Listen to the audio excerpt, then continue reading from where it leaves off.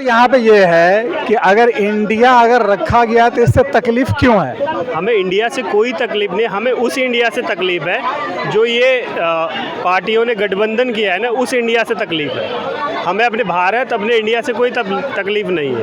अगर वो अपना गठबंधन कर रहे हैं, अगर वो अपनी एक पार्टी बना रहे हैं तो उसमें दिक्कत होने की जरूरत है नहीं। वो देखो, आप इंडिया जो पब्लिक है ना उसका टच करती है दिल पे, इंडिया और भारत। आप किसी पार्टी को हम क्यों वो करें, इंडिया का नाम क्यों दें उसको, हम उस पर क्यों अपना इंडिया और भारत को क्यों उस पर समर्थन करें उसका। हमारे टच में इंडिया और भारत है। सबसे पहले बात वो जो लोग जो अपनी पार्टी का नाम इंडिया रखे हैं वो तो इंडिया के, वो बाहर के तो नहीं है। वो नहीं, इंडिया के हैं, बिल्कुल आप सही कह रहे हो, इंडिया के। लेकिन जो हमारे दिल पे, पब्लिक के दिल पे जो टच किया है ना उन्होंने, वो अच्छा नहीं किया है। हमें वो बिल्कुल भी अच्छा नहीं लगा है। आपको इंडिया टच नहीं किया या पार्टी टच नहीं किया है? हमें पार्टी टच नहीं किया और उन लोगों ने फिर उसका नाम इंडिया रख दिया। इंडिया, हम तो इंडियन है ना, हमें इंडिया से टच है, न कि उस पार्टी से। भारत रख देंगे, कहेंगे भारत। अगर वो इंडिया रखे तो इसमें तो कोई दिक्कत तो होनी नहीं चाहिए।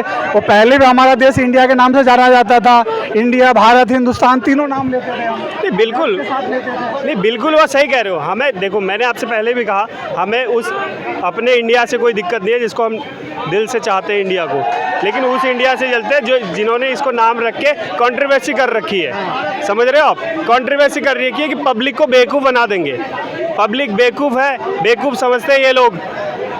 तो देखिए, पब्लिक अगर बेवकूफ़, हम अगर समझदार है तो हम बेवकूफ़ क्यों बनेंगे? अगर जहाँ देखो, पब्लिक को पता है कि इन्होंने इंडिया का नाम जो रखा है ये आने वाले नहीं है आगे, ठीक है। अभी तक जो इन्होंने सारे तिकड़े अपना लिए। अब इन्होंने क्या जो सोचा गठबंधन ने कि भैया इंडिया रख दो, पब्लिक समझेगी, ठीक है, तो उसको अब ये कहीं नहीं आने वाले। अभी तक जितने थे ना वो भी बाहर जाने वाले अभी। देखिए, हर पार्टी अपने पार्टी का कुछ ना कुछ पॉइंट ऑफ फॉल होता है। जिस समझदार, पब्लिक समझदार है ना, पब्लिक समझ गई है, पब्लिक बिल्कुल समझ गई है कि अब बस जो भी पार्टी आना ये सब बाहर होने वाले अब।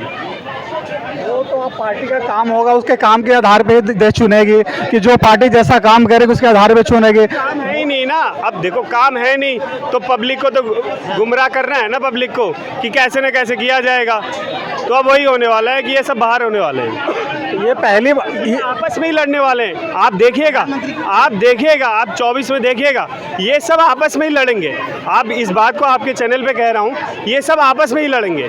ये सब पार्टियाँ है ना जो गठबंधन हुआ है, ये सब आपस में ही लड़ेंगे, ये आप देखिएगा। तो लड़ने का कारण क्या है? ये जो अभी इंडिया शब्द हटे ना, ये खुद ही ये लोग जो इसमें बीच में है ना सारे, ये सारे आपस में ही लड़ेंगे, बिल्कुल लड़ेंगे। सवाल मेरा ये है कि देखिए, हर पार्टी अपना कोई ना कोई जो है एजेंडा निकालता है, हर कोई अपने एजेंडे के हिसाब से काम करता है। जैसे मोदी जी आए थे, एक वर्ड उन्होंने बोला था, घर घर मोदी, हर हर मोदी, ठीक है ना। उसके अलावा उन्होंने एक नारा दिया था, हर गरीब आदमी के खाते में 15 लाख रुपए आएंगे। वो पब्लिक ने समझा नहीं। उन्होंने ये कहा था अगर हम ये काला धन लेके आए विदेशों से तो इतना वो रकम होगी, इतनी वो, अगर आपने सही से सुना होगा, वो इतनी वो रकम होगी कि हर इंडियन के आदमी के घर में 15 लाख रुपए आएगा, हो जाएगा। लेकिन अब समझने वाले समझ गए, उसको कैसे समझना है। पर सवाल ये है मेरा कि जब 9 साल का कार्यकाल मोदी जी का निकल गया तो काला धन आया क्यों नहीं? काला धन आज तक के उसका तो काला धन भ्रष्टाचार, मैं इनकम टैक्स में हूँ, इतना भ्रष्टाचार कम हुआ है, मैं आपको क्या बताऊँ, इतना भ्रष्टाचार कम हुआ है ना। जहाँ पे 2-2, 4-4 लाख रुपए जाते थे एक अफसर को देने के लिए, आज वो जीरो है, जीरो। मैं आपको बताऊं, जीरो है। हर डिपार्टमेंट में पैसा देना पड़ता था, हर डिपार्टमेंट, एक लाइसेंस लेना हो ना तो उसके लिए भी 2-4 लाख रुपए देने पड़ते थे।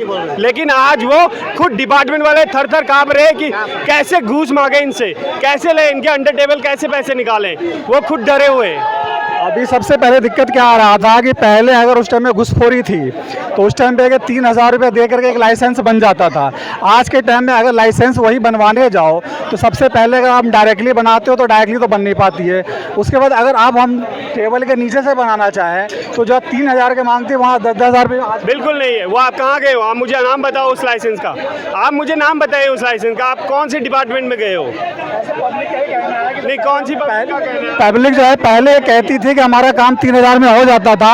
आज के टाइम में हम घर बैठ बैठ के अपना काम कर सकते हैं, ऑनलाइन लाइसेंस ले सकते हैं ऑनलाइन। घर बैठे बनाए आप दुनिया भर के लाइसेंस ऑनलाइन घर बैठ के ले सकते हो। अगर वहाँ खुद से बनवाने जाते हो तो वहाँ तो पास ही नहीं करते उसको इतना चक्कर। नहीं, क्यों नहीं करते आप? उस डिपार्टमेंट जो गया है उसको आगे उसकी पहले पब्लिक को इतना चक्कर कटवाया जाता है, वो तंग होकर के घर में बैठ जाते हैं, लास्ट में फिर वो दलाल के पास उसको जाना पड़ जाता है। वो पहले था, वो अभी नहीं है, वो पहले था। पहले तो 3,000 रुपये तो पहले तो 3,000 रुपये दे करके आराम से घर में बैठ जाते थे, तो घर में मिल जाता था बन करके वो। आप चेक करो ना ऑनलाइन, कौन सा लाइसेंस आपको ऑनलाइन नहीं मिल रहा? आप मुझे बताइए, मैं आपको दिलाता हूँ। आप बताइए कौन सा लाइसेंस आपको ऑनलाइन नहीं मिल रहा, जो चक्कर काटने पड़ रहे हैं आपको?